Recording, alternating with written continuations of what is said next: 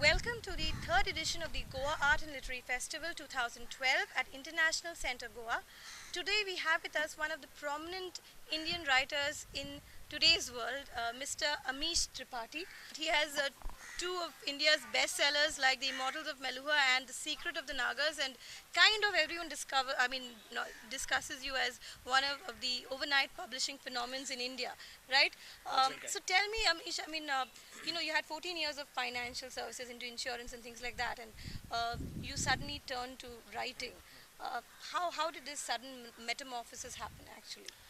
It kind of happened slowly. It began as a pure philosophy thesis some 8 or 9 years ago, and my philosophy of what is evil. And that kind of got converted into an adventure to convey that philosophy.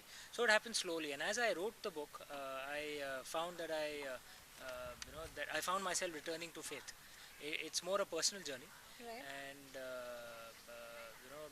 in a sense, Lord Shiva has brought me back to faith, and I now find beauty in all religions now. As my grandparents and parents used to tell me, that there is truth in every single religion.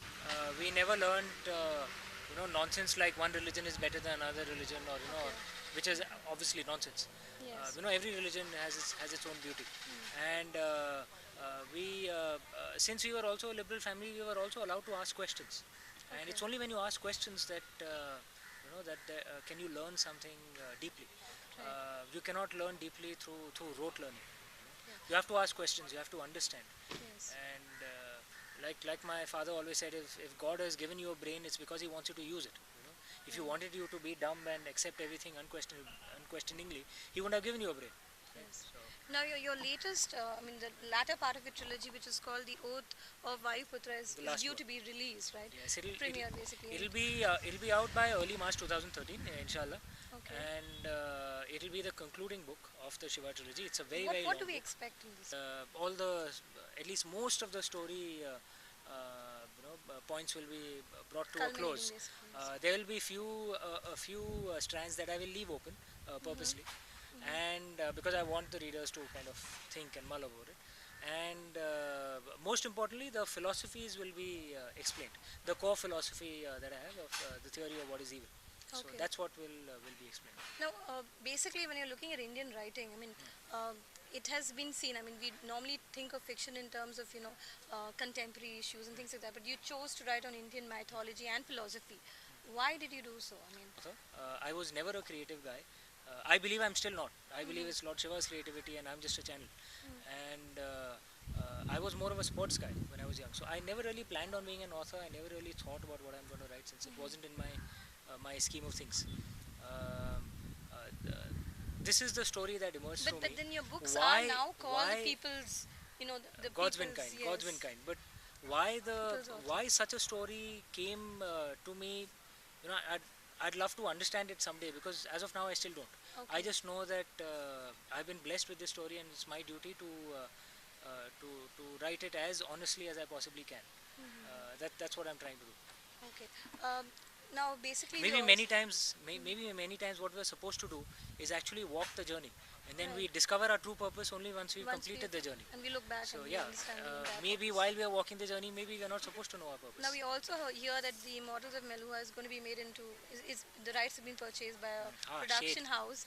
Yeah. So you're the writer, you've written the entire novel. What do you expect when it gets into the cinematic expression?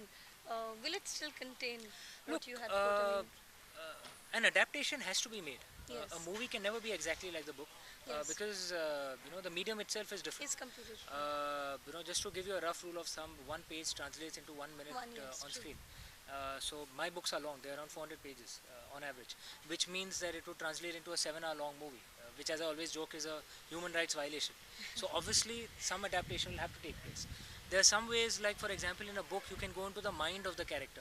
Yes. In a film, you can't do You that. cannot do that. In a book, fortunately, you can leave many things to the reader's imagination, and that's what a good book is supposed to do. Supposed to. It's not supposed to explain everything. Exactly. It's supposed to kind of give you a, Kind of. give you the canvas, and then Yes. the reader Needs kind of to. fills it in with his own imagination. Yes, Like yes. I've described Lord Shiva in exactly the same way, but every reader would have his own conception of what Lord Shiva looks like. Right.